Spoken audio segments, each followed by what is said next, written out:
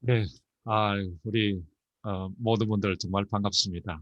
오늘 또 김환 장로님, 노영일 집사님, 또 안승환 장로님, 윤재현 장로님, 양효선 집사님 이렇게 다 뵐 수 있도록 인도하신 하나님께 먼저 감사를 드립니다. 이 이사야서를 공부를 이렇게 해 오시고 계시지만은 사실 오늘 이 국악 교과는 굉장히 좀 감동적인 그런 내용들이 많이 있습니다. 아마 공부하시면서 어떤 분은 눈물도 흘리시고 그러신 게 아닌가 생각할 만큼 이번 교과는 굉장히 복음적이고 또 감동적이고 예수님께서 얼마나 고난 당하시고 또 그것이 구약에서도 우리들에게 이렇게 보여주는 그런 장면이 아닌가 생각을 합니다. 저는 성지순례를 2번 갔습니다. 사람들은 예수님의 발자취를 따라보기 위해서 성지순례하는 것을 참 좋아합니다. 그래서 예수님께서 밟으셨던 그곳을 따라가면서 예수님의 생애를 묵상하는 것이죠. 저도 그렇게 해봤는데요. 근데 사실 그것이 저에게 큰 도움이 되지는 못했습니다. 이 영감의 글에도 엘렌 G 화이트는 이렇게 기록합니다. 우리가 예수님의 생애를 느끼기 위해서 꼭 그렇게 멀리 가야 하는 것은 아니라고 그렇게 영감의 글에도 기록하고 있습니다. 왜 그런가 하면은 복음서에 우리 사복음서에서 우리는 예수님의 생애를 아주 가깝게 볼 수 있는 특권을 누릴 수 있기 때문에 그렇습니다.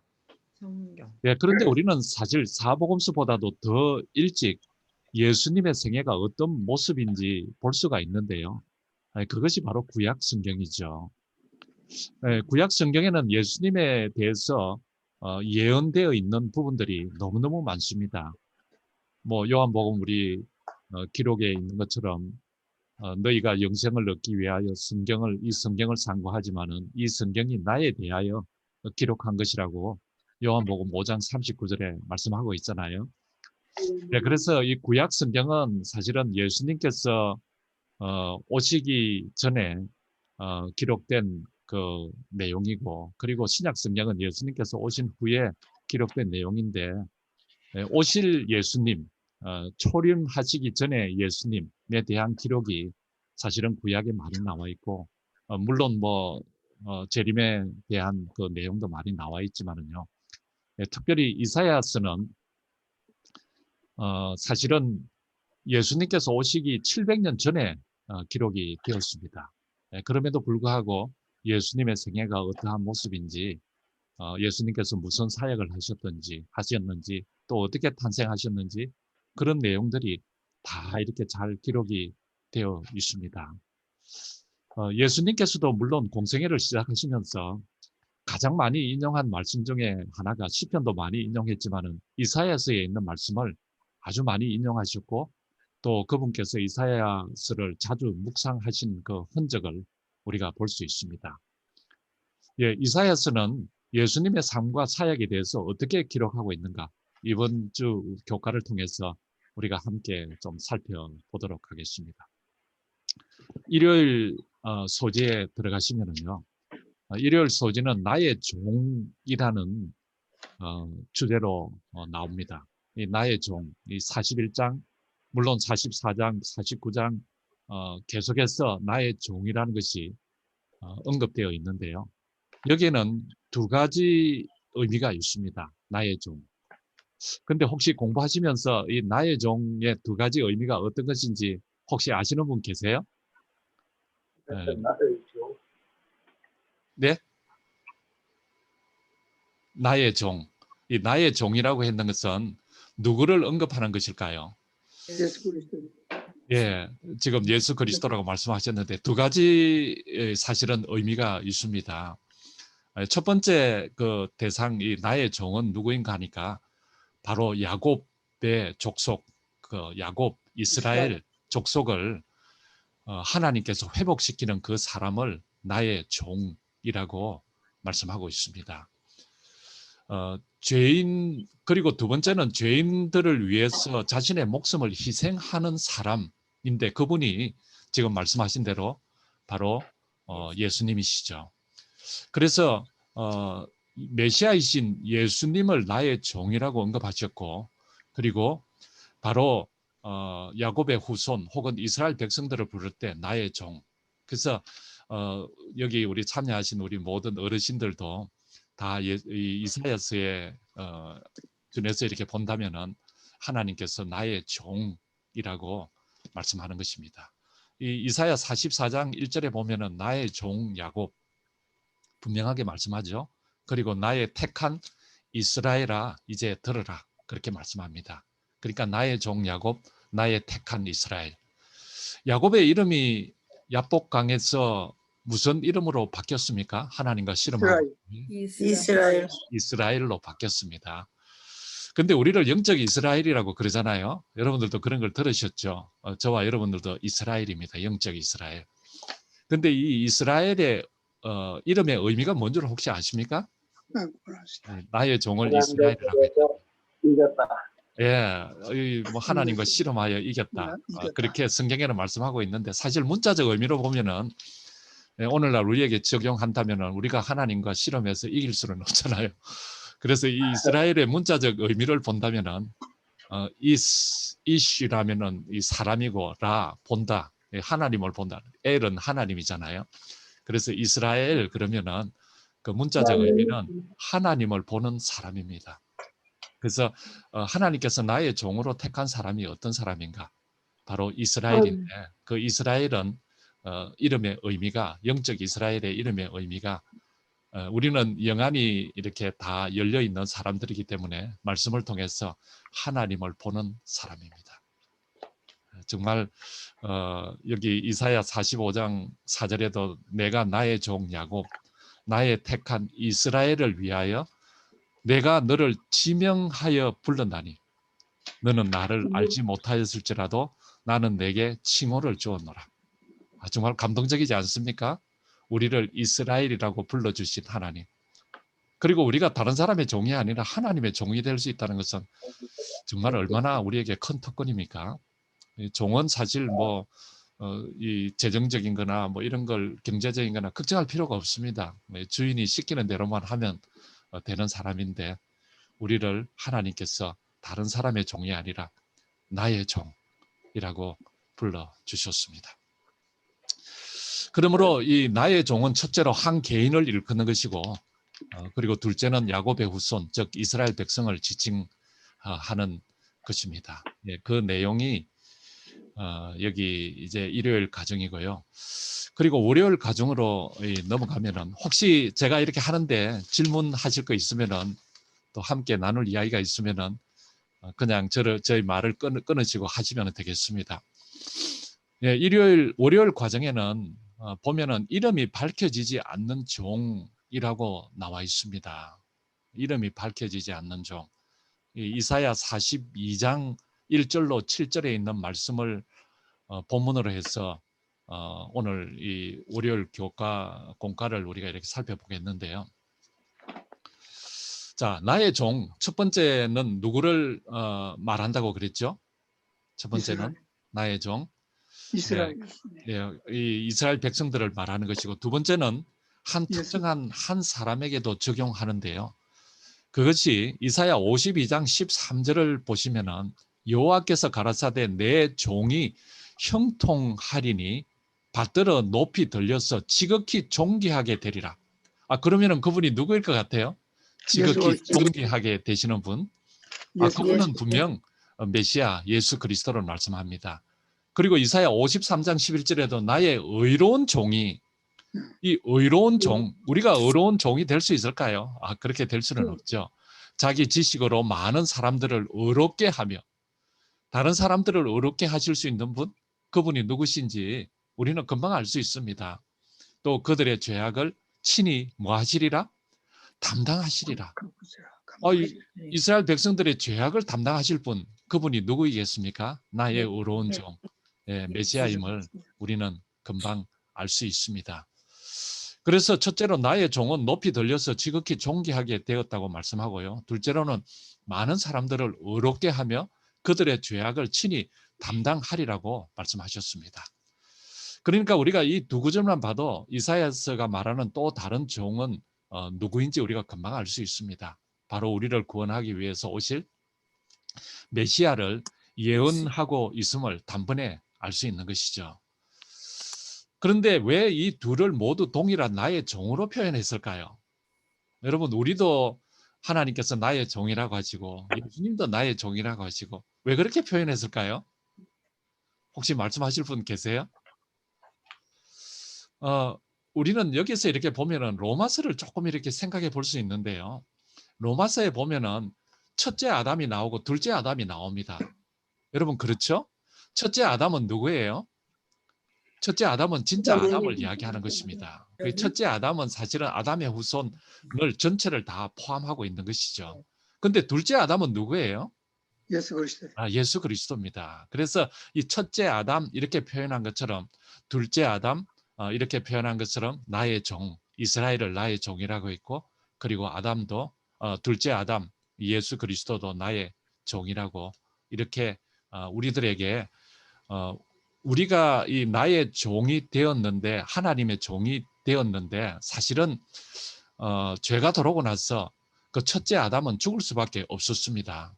그런데 우리들에게 이제 희망을 복음이 되는 것은 둘째 아담이 오셔서 그 첫째 아담으로 인해서 다 죽게 된 모든 사람들을 다시 살리시는 그 하나님의 복음이 이 속에 들어가 있는 것이죠. 그래서 하나님께서는 둘째 아담 되시는 그분의 종 예수님께서 어떻게, 어떤 모습으로, 어떤 방식으로 이 구원을 이룰 것인지를 이사야서를 통해서 자세히 예언해 놓으신 것입니다. 그래서 신약 이 성경에서도 보면은 복음서 기자들이 예수님을 메시아로 확신할 수 있었던 이유는 바로 예수님께서 이사야서에 예언된 바로 그 삶을 정확하게 예수님께서 살아내셨기 때문에 그렇습니다. 여기 마태복음 12장 17절로 21절에 보시면은요, 여러분들께서도 찾아보셨겠지만 이는 선지자 이사야로 말씀하신 바 보라, 이 마태복음 12장에 있는 말씀입니다. 보라, 나의 택한 종 곧 내 마음에 기뻐하는 바 나의 사랑하는 자로다. 그렇게 말씀합니다. 그에게 성령을 주시고 이렇게 쭉 하시면서 여기 상한 갈대를 꺾지 아니하시고 그분은 꺼져가는 심지를 끄지 아니하기를 심판하여 이길 때까지 하리니 또한 이방들이 그 이름을 바라보리라 함을 이루려 하심이라. 그렇게 말씀하십니다. 그러니까 이것은 이사야서에 그 예언된 그 예언을 예수님을 통해서 성취하는 것을 정확하게 보여주고 있는 것입니다. 예수님께서 태어나시기 전에 이사야서가 기록된 그 이사야서는 몇 년 전이었을까요? 대충 혹시 아세요? 예, 이 몇 년 전인가 하면은요. 지금 말씀을 이렇게 해주셨는데 메시아 사역을 정확하게 예언해 주는 그것은 무려 700년 전에 기록한 내용입니다. 이 700년 전인데도 불구하고 나의 종으로 이 땅에 오실 예수님의 모습을 정확하게 그리고 있습니다. 예수님은 이 땅에 오실 때 어떤 모습으로 오셨습니까? 사실은 마구간에서 태어나시고 그분은 우리가 배워야 할 것은 예수님의 겸손을 배워야 하는데 그 하나님의 높으심 그것을 취할 것으로 여기지 아니하시고 오히려 종의 모습으로 이 땅에 오신 그 예수님의 모습을 이 나의 종이라는 이사야서를 통해서 우리들에게 정말 정확하게 이렇게 예언을 해주고 있습니다. 예수님께서 나의 종으로 왜 이렇게 언급을 하셨을까? 제가 조금 요약을 하자면 첫 번째로 그분이 이 땅에서 자신의 삶을 살지 않으시고 누구의 삶을 사신 것입니까? 예수님께서 사신 것은 오직 아버지의 뜻을 이루는 삶을 사셨습니다. 이 종은 주인이 원하는 대로 해야 되잖아요. 우리가 예수님의 종, 하나님의 종이라고 한다면은 하나님께서 원하시는 삶을 살아야 되잖아요. 근데 예수님께서는 그것을 정확하게 이 땅에서 보여주셨습니다. 그리고 두 번째로는 그분은 이 땅에서 수건을 허리에 두르시고 종의 모본을 온전하게 보여주셨습니다. 우리가 세족 예식을 안 한 지가 참 코로나 때문에 오래됐지만 그 세족 예식을 할 때마다 우리는 그 요한복음 13장에 있는 그 말씀들을 이렇게 같이 읽으면서 이 허리에 수건을 두르시는 그 예수님의 종의 모습을 우리가 생각을 하면서 그 예수님의 모본을 따르려고 세족 예식을 이렇게 하잖아요.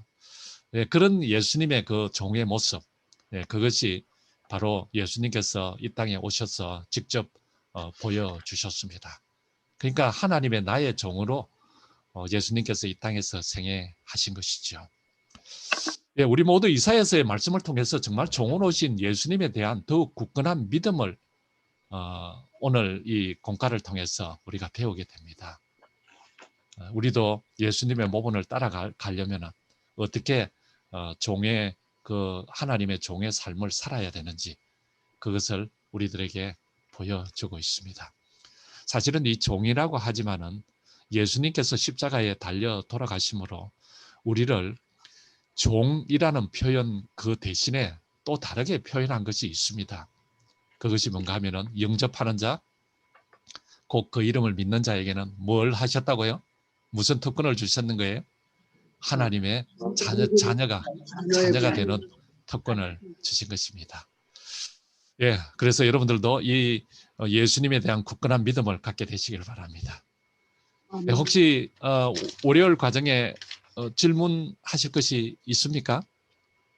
제가 너무 빨리 나가죠. 한 50분 정도 되면은 제가 마쳐야 되기 때문에 조금 빨리 이렇게 서두른 감이 있는데 혹시 질문하실 거 있으면 언제든지 하시기 바랍니다. 자, 화요일 과정으로 넘어가겠는데요.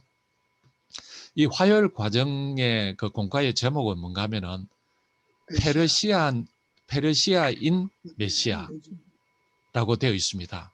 이사야 44장 26절로 45장 6절에 있는 그 내용을 가지고 공부를 하겠는데요. 이 화요일 교과에서는 메시아에 관한 조금 독특한 예언을 보여주고 있는데요. 이사야 44장 26절로 28절을 혹시 누가 찾으실 수 있으면 좀 읽어주실 수 있겠습니까? 이사야 44장 26절로 28절. 예. 그의 종의 말을 세워주며 그의 사자들의 계획을 성취하게 하며 예루살렘에 대하여서는 이르기를 거기에 사람이 살리라 하며 유다 섬들에 대하여는 증거될 것이라. 내가 그 황폐한 곳들을 복구시키리라 하며 기품에 대하여는 이르기를 마르라. 내가 네 강물을 마르게 하리라 하며 고레스에 대하여 이르기는 내 목자라. 그가 나의 모든 기쁨을 성취하리라 하며 예루살렘에 대하여는 이르기를 증거되리라 하며 성전에 대하여는 내 기초가 놓여지리라 하는 자니라. 예, 하나님께서 성경을 우리에게 주신 가장 중요한 목적이 무엇일까요, 여러분? 혹시 한번 생각해 보셨습니까? 성경을 우리에게 주신 가장 큰 목적. 한번 예수님을 알기 위해서. 예수님을 알게 하기 위해서. 좋습니다. 그리고요. 또 다른 분. 예언 성취. 예언 성취를 위해서.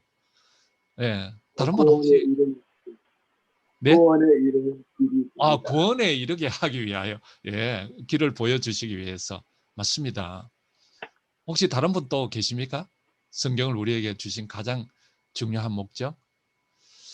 예, 그것은 사실은 인류의 구원이 어떻게 이루어지게 되는지를 글로서 남겨서 사람들로 믿어 구원에 이르게 하기 위해서 우리에게 성경을 주셨습니다.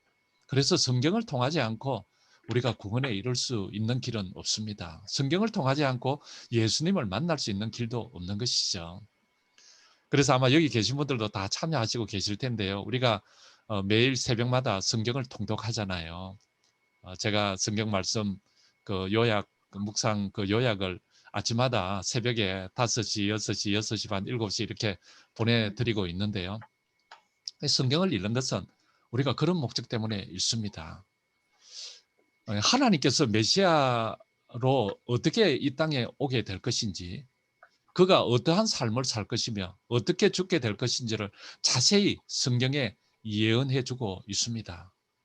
그래서 그 일이 정확하게 성취된 것을 통해서 예수님에 대한 분명한 믿음을 가질 수 있도록 성경이 우리들에게 목적하신 것이죠.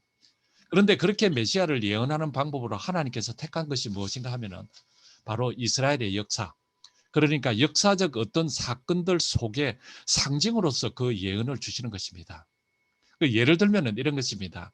우리가 출애굽 이 사건 가운데 유월절에 대해서 잘 알고 있습니다. 근데 유월절은 사실은 그 역사적 어떤 사건 속에 있는 것이죠. 근데 그 유월절에 백성들이 양을 잡고 그 피를 좌우 임방 문설주에 발랐습니다. 이것은 상징하는 것으로서 그 예언이 그 속에 들어 있습니다. 우리가 그것을 알잖아요. 어린 양은 누구를 상징하는 거예요? 예수님의 십자가. 예수님을 상징하고, 그리고 피를 좌우 임방 그 설주에 발란 것은 또 무엇을 보혈의 피. 상징하는 거예요? 보혈의 피. 예, 이렇게 양쪽하고 위하고 피가 위에서 또 밑으로 떨어진 걸 다 이렇게 십자가. 연결을 하면 십자가가 되잖아요. 그래서 이제 그런 것을 상징 속에서 어떤 역사적 사건들 속에서 상징으로서 예언으로 주시는 그런 것들이 많습니다.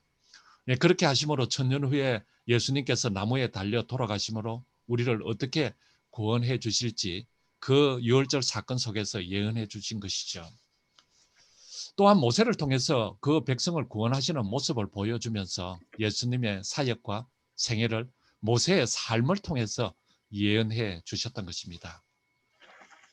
그러므로 이와 같이 하나님은 메시아에 대한 예언을 이스라엘 민족에게 있어서 가장 중요한 사건, 즉 출애굽이라는 역사적 사건 속에 상징으로서 넣어두신 것입니다. 그러니까 예언이 꼭 그 선지자가 어떤 하나님께로부터 받아서 예언하는 것만이 예언이 아니라 이런 사건 속에 그 상징을 통해서도 예언을 넣어두신 것입니다.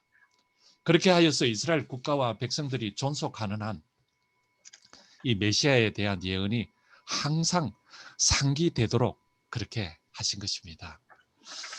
여러분, 저는 이것을 이렇게 보면서 우리가 이 땅을 살아가는 그 삶의 한 부분 한 부분이요, 사실은 얼마나 중요한 것인지를 다시 한번 생각하게 되었습니다. 아멘. 왜 그런가 하면은 나의 삶을 통해서 사람들은 누구를 볼 수 있는가 하면은 메시아 되시는 예수 그리스도를 볼 수 있기 때문에 그렇습니다. 여러분들의 삶의 모습, 물론 구약에도 요셉의 모습을 통해서 예수님의 모습을 반영해주고 있고요. 또 모세를 통해서 지금 말씀드린 대로 반영해주고 있고, 아브라함을 통해서 야곱을 통해서 이런 모든 그 고레스를 통해서까지 이제 조금 우리가 이제 또 배우겠지만 예수님의 모습을 반영해주고 있습니다. 마찬가지로 우리가 오늘을 살아가면서도 우리의 삶을 통해서 우리의 삶의 한 부분 한 부분이 얼마나 중요한지 그것을 통해서도 메시아를 보여주고 있습니다. 그래서 여러분, 제가 오늘 그 설교의 제목을 제가 미리 조금 말씀을 드린다면은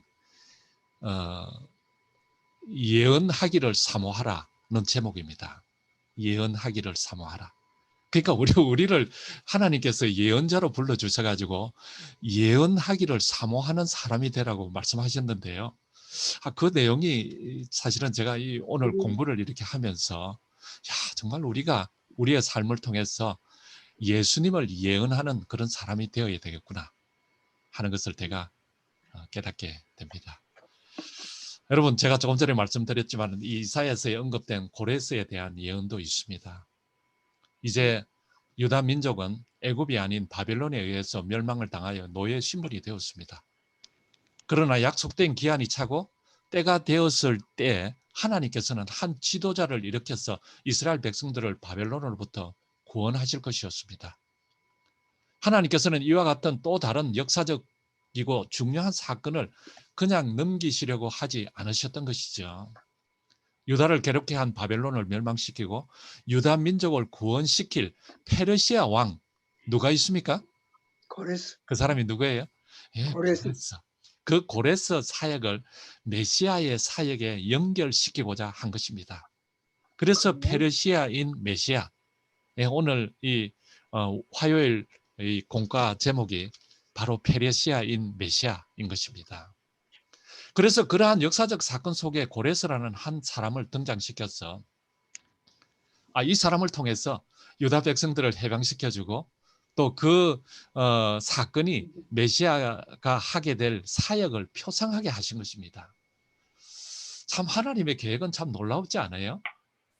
이스라엘 백성도 아닌 이방 나라 왕, 그 메시아를 통해서 고레스를 통해서 메시아의 사역과 연결시킨다. 하나님의 이 구원 사역은 우리가 정말 상상할 수 없을 만큼 신묘하고 고레스라고 정말 우리가 감히 그 생각에 이르지를 못합니다. 그래서 이스라엘 백성들이 바벨론에서 구원을 얻고 고레스 왕을 통해 본국으로 돌아가게 되었을 때 앞으로 오실 메시아가 우리를 사탄의 손에서 건져내시고 하늘 가나안으로 데려가실 것을 이해하도록 깨닫도록 하셨던 것이죠.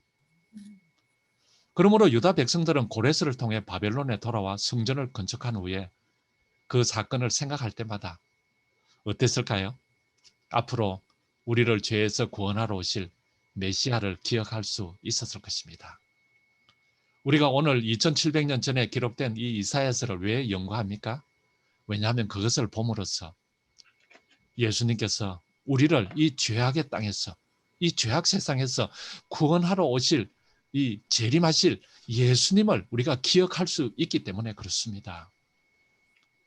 고레스는 자신의 이름이 이미 자신이 태어나기 훨씬 전에, 그러니까 그 일이 성취되기 몇 년 전에 그 이름이 언급되었을까요? 고레스라는 이름이? 예, 150년 전에 자신의 이름까지 거론되며 예언되어 있는 것을 알게 되었을 때 얼마나 그가 놀랐을까요? 그런데 더 신기하고 놀라운 것은 이러한 고레스에 대한 예언은 시간을 거슬러 예수님의 재림 때에도 적용될 수 있다는 것입니다.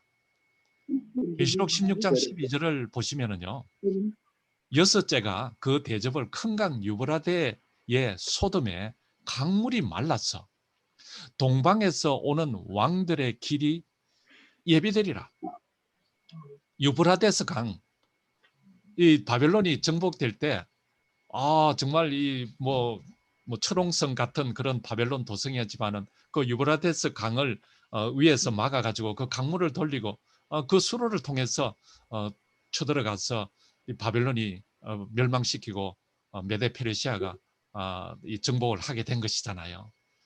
이 고레스는 유브라데스 그 강의 물을 돌려서 물길이 마르게 함으로 바벨론을 정복했습니다. 그와 같이 세상의 마지막 재림이 있기 전에 큰 성 바벨론, 즉 사탄의 모든 세력들이 다 마르게 되면서 예수님의 재림에 대한 소식은 퍼져나가고 예수님의 다시 오심이 준비될 것입니다. 그래서 그 고레스가 그 바벨론을 정복한 그것이 예수님께서 메시아 대신 예수님께서 이 땅을 정복하신 것과 연결을 시킬 수 있는 것이죠.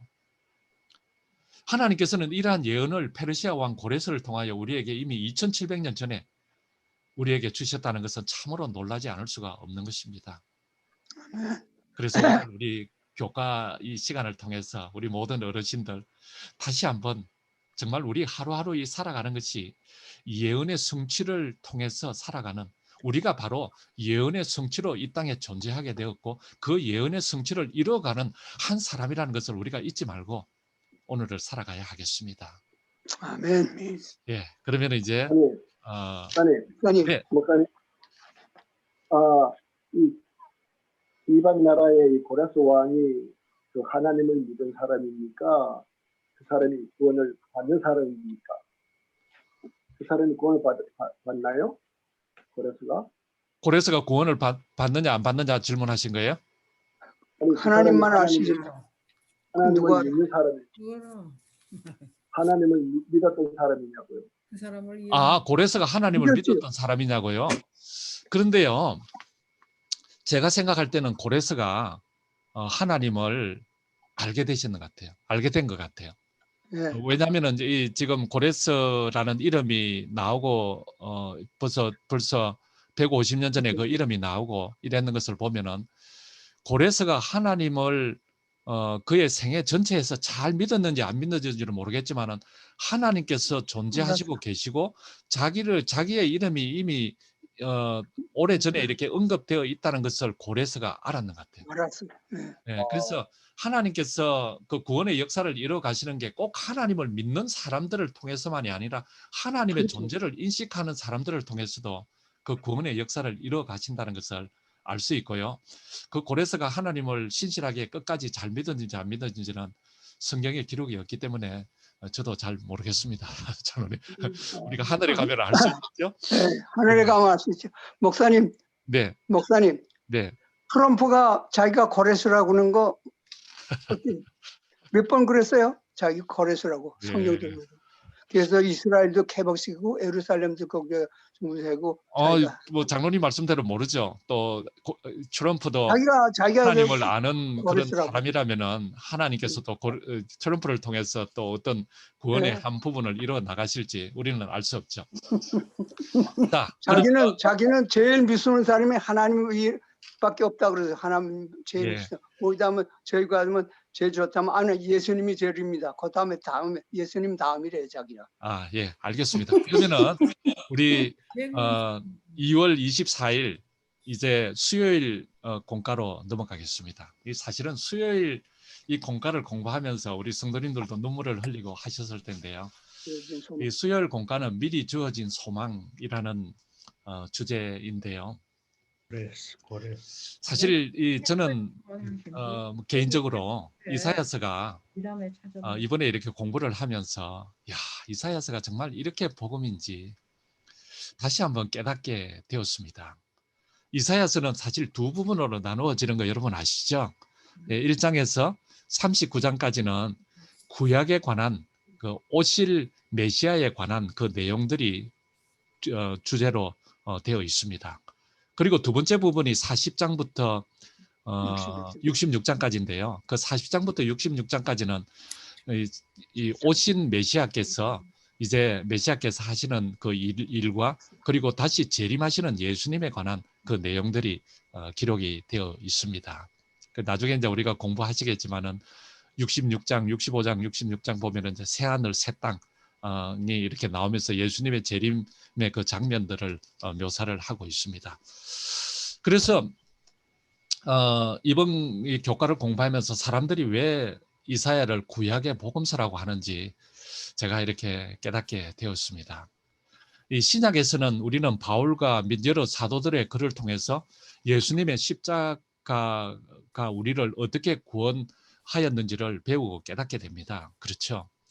또한 사복음서의 기록을 통해서 하나님께서 죄인들을 어떻게 대하시는지, 죄인들에게 베푸시는 그 하나님의 은혜가 무엇인지를 우리가 보게 됩니다.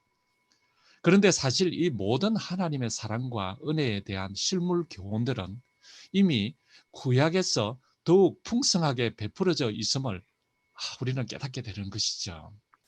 그러니까 구약의 하나님은 무서운 하나님이고 심판의 하나님이시고 신약의 하나님은 사랑의 하나님, 자비의 하나님이라고 하는 그런 생각은 사실 보면은 완전히 잘못된 것입니다. 영적으로 우리가 그 구약의 말씀들을 이해해야 될 부분들이 굉장히 많은 것이죠. 오히려 신약에서만큼 구약에서도 하나님의 자비와 사랑이 풍성히 드러나 있습니다. 이스라엘 백성들을 취급하시고 그리고 그들을 대하시는 하나님의 그 사랑은 정말 얼마만큼 그분이 사랑이 넘치시고 자비와 인애와 그리고 노하기를 더디하시고 인자와 긍휼이 많은 분이신지 이 수많은 사건들과 예시를 통해서 우리들에게 풍성하게 보여주고 있습니다. 이러한 하나님의 사랑을 보게 되니까요. 이 구약을 읽으면서도 눈물을 흘리는 사람들이 많죠. 왜냐하면 우리는 성경을 읽을 때 예수 그리스도의 십자가의 그 보혈을 통해서 성경을 읽게 되면 성경이 감동이 되고 그 성경을 통해서 하나님의 사랑을 더 깊이 깨닫게 되는 것이죠. 아멘. 그래서 우리는 하나님의 사랑의 목이 매이게 되는 것입니다. 우리가 잘 아는 몇 구절을 한번 살펴보겠습니다. 제가 좀 빨리 그냥 읽을게요. 이사야 41장 8절에서 10절에 보면은 41장.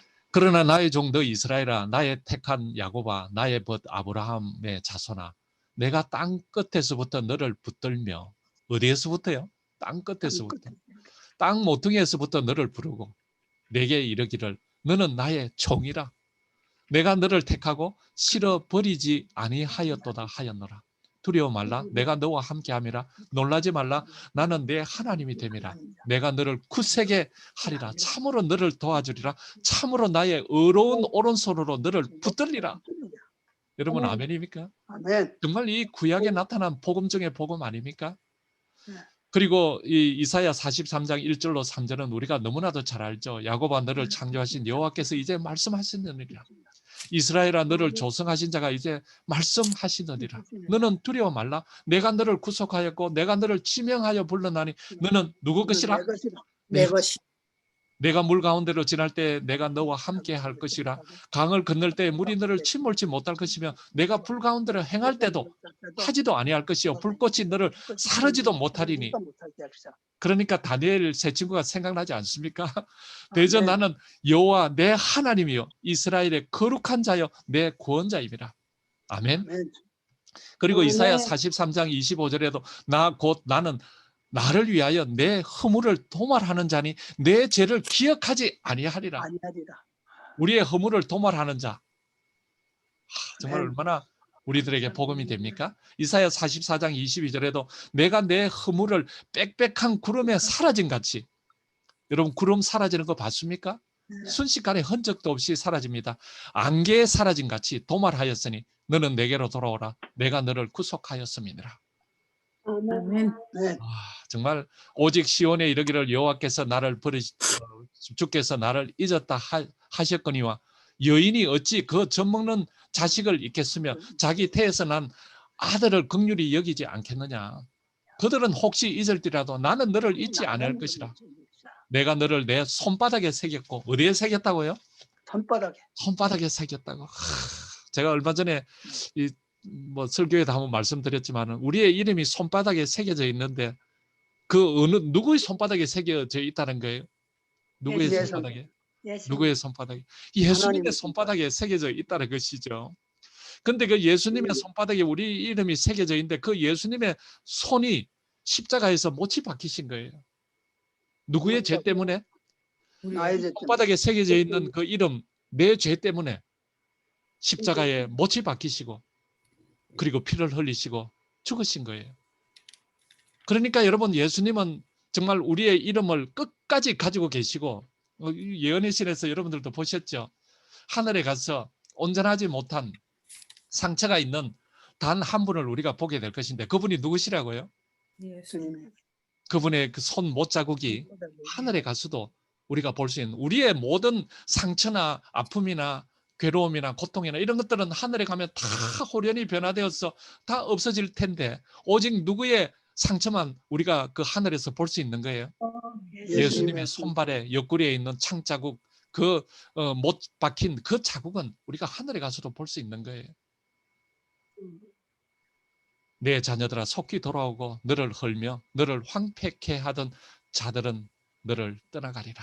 이사야 49장 14절에서 17절 있는 말씀입니다.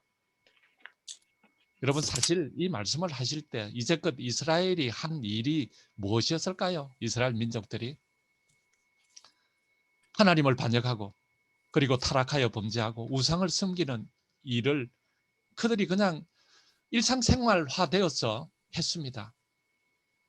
그래서 어떻게 되었습니까? 아수르에게 의해서 멸망당하고 바벨론에 의해 심판을 받았던 것이죠. 그리고 이제 그들의 마음은 상한 칼대와 같이 불쌍하게 되었던 것입니다. 그런 그들에게 하나님께서 무엇이라고 말씀하고 계시는가 하면은 나는 이미 너를 다 용서했다. 그러니 더 이상 방황하지 말고 내게로 돌아오라. 집 나간 아들을 기다리는 그 탕자의 아버지의 마음을 우리가 여기서 볼 수 있는 것 아니겠습니까? 여러분 이것을 보면은 누가 구약을 복음서가 아니라고 말할 수 있겠습니까? 우리 모두 이 좋으신 하나님께로 돌아가서 그분의 용서와 사랑을 풍성히 누리게 되시기를 간절히 바랍니다. 아멘. 그것이 우리가 이 오늘 공과를 공부하는 그 목적 아니겠습니까, 여러분? 아멘. 자, 이제 시간이 얼마 남지 않았는데요. 마지막 목요일 공과를 공부하겠습니다. 사실은 이 수요일 공과는 1시간 이상을 이렇게 해야 될 텐데 우리 또 목요일 날 양효선 집사님과 함께 이렇게 모이게 될 때 이 수요일 공과에 대한 그 은혜를 좀 나누는 시간을 가졌으면 더 좋겠습니다. 너무 감동적이고 저는 코끝이 찡하고 제가 이 공과를 공부하면서 정말 눈물이 났습니다. 2월 25일 목요일 여기에는 이제 고난 받는 종 더 절정에 이르죠. 이사야 49장 1절로 12절을 본문으로 고난을 고난 받는 종에 대한 내용을 우리가 이제 살펴보겠습니다. 이 목요일 교과에서는 마지막으로 고난받는 종으로서 예수님의 모습을 예언해 놓은 이사야서 49장에 있는 말씀입니다. 여기서 나의 종에 대한 예언이 또 등장합니다. 그래서 여기에 나오는 나의 종은 야곱이나 이스라엘을 언급하는 것이 아니죠. 그러므로 여기에 나오는 나의 종은 메시아에게 적용하는 것이 너무나 합당합니다. 이 49장에서는 메시아에 대해서 어떤 모습으로 예언하고 있습니까? 이사야 49장 3절, 4절을 누가 또 한번 좀 읽어 주실 수 있겠어요? 혹시 찾으셨으면 3절, 4절 이사야 49장. 네, 그러면 제가 그냥 읽겠습니다. 내게 이르시되 너는 나의 종이요 내 영광을 나타낼 이스라엘이라 하셨느니라. 3절이고요. 그러나 나는 말하기를 내가 헛되이 수고하였으며 무익히 공연히 내 힘을 다하였도다 하였도다. 참으로 나의 여러분 메시아의 사역에 큰 결실을 거두지 못한 것처럼 보일 것을 이곳에서 암시하고 있습니다. 내가 헛되이 수고하였고 무익히 공연히 내 힘을 다하였다. 우리가 이렇게 이사야서를 연구하고 공부하고 있는 것처럼 2000년 전 젊은 예수님도 매일 이 말씀을 묵상하고 메시아에 대한 예언들을 살펴보셨을 것입니다. 예수님께서 그렇게 인정하신 것을 보면 우리가 알 수 있잖아요. 그때 예수님께서는 아마 이 구절을 어떻게 이해하셨을까요? 내가 헛되이 수고하였으며 무익히 공연히 내 힘을 다하였다 하였도다. 믿지 않는 자들을 위해서. 그분은 공생애에 들어가면서 어쩌면 이사야 49장 4절의 구절을 떠올리셨을지도 모르겠습니다. 저는 그렇으리라 생각합니다. 이 자신의 사역의 충성과 그 희생에도 불구하고 구원으로 나오는 숫자가 작았어요? 많았어요? 적었죠. 적었습니다. 너무나 작았습니다. 마지막에는 십자가에 달려 돌아가실 때는 제자들까지 다 도망을 가버렸습니다. 그리고 사역이 진행됨에 따라서 실제로 사역의 결과가 절망적일 때가 너무나 많았습니다. 예수님께서는 아마도 이 이사야서의 예언을 통해 위안을 얻으실지도 모르겠습니다. 그러나 예수님께서 더 큰 위안을 얻으셨을 성경절은 바로 그 밑에 나오는 구절이에요. 그래서 이사야서 49장 6절로 7절을 보시면은요. 그가 가라사대 내가 나의 종이 되어 나의 종이 되어 야곱의 지파들을 일으키며 이스라엘 중에 보존된 자를 돌아오게 할 것은 오히려 경한 일이라. 여러분 이스라엘 중에 보존된 자들이 누구예요? 남은 자손. 이스라엘 중에 보존된 자들이 어떤 사람들이에요? 남은 자손. 자들입니다. 남은 자들, 보존된 자들. 근데 그것은 오히려 경한 일이라. 내가 또 너로 이방의 빛을 삼아 나의 구원을 베풀어서 땅 끝까지 이르게 하리라. 이스라엘의 구속자, 이스라엘의 거룩하신 자이신 여호와께서 사람에게 멸시를 당하는 자, 백성에게 미움을 받는 자, 관원들에게 종이 된 자에게 이같이 이르시되 너를 보고 열왕이 일어서며 방백들이 경배하리니 이는 너를 택하신 바 신실한 나 여호와 이스라엘의 거룩한 자를 인함이니라. 그렇게 말씀하고 있어요. 그래서 이 말씀을 예수님께서 당시에 읽으셨다면 얼마나 큰 위안이 되었을까요? 아멘. 이스라엘 백성들이 돌아와서 구원을 얻는 일은 작은 부분에 불과할 것이라고 하였습니다. 그러니까 이스라엘 백성뿐만 아니라 온 세계의 이방 사람들이 모두 다 예수님의 십자가의 은택을 누리게 될 것이고 온 세계가 하나님을 경배하게 될 것이라고 그렇게 예언하고 있는 것입니다. 예수님은 항상 이 말씀들을 기억하셨을 것입니다. 이사야서에는 온 세계의 백성들이 여호와를 찬양하고요. 하나님께 영광을 돌릴 수 있게 될 것을 수없이 많이 예언하고 있습니다. 이 모든 일들은 바로 고난을 받고 희생 가운데 돌아가시게 될 메시아의 십자가를 통해서 이루어질 일들이었던 것이죠. 아멘. 예수님께서는 이 모든 결과를 믿음의 눈으로 내다보셨을 것입니다. 2000년 후에 오늘 살아갈 우리의 모습도 분명히 보셨지 않았겠습니까? 왜냐하면 우리의 이름이 그분의 손바닥에 새겨져 있기 때문에 그렇습니다. 자신의 십자가의 죽음과 은혜를 통하여 그것을 진심으로 믿고 받아들이는 생애가 어떻게 변화되고 하나님 안에서 새로운 평안과 기쁨의 삶이 될 수 있는지를 예수님께서는 이미 우리의 모습을 다 보셨을 것입니다. 우리의 변화되는 그 모습을 보시고 아마 예수님께서 얼마나 큰 위안이 되셨을까요? 비록 십자가에 달려 돌아가실 때는 사람들이 다 떠나가고 아무도 믿는 사람들이 없는 것처럼 그렇게 보였지만 그러나 그 빛이 이방인들에게도 다 비추어졌어. 오늘날 우리에게까지 이르렀어. 우리가 예수님을 믿고 그리고 주님의 그 말씀에 순종하는 삶을 살아가는 그 모습을 2000년 전에 예수님께서 보시고 얼마나 위안이 되셨을까요?